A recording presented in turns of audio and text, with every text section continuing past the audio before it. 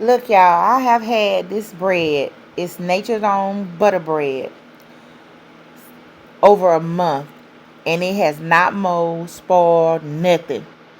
This is June 13th, and I have had this bread long before May 7th. The expiration date is May the 7th, but I bought it before May 7th.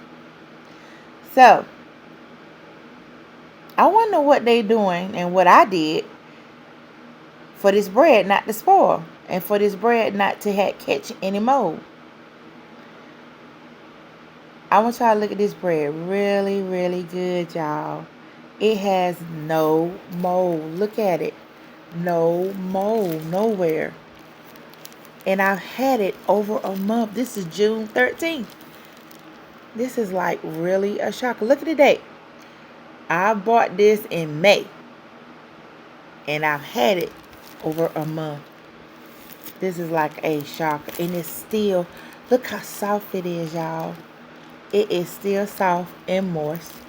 No mold anywhere of any kind. None. No mold. Look at that. And it's still fresh.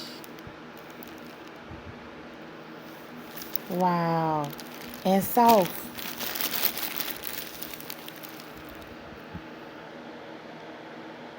This is amazing to me.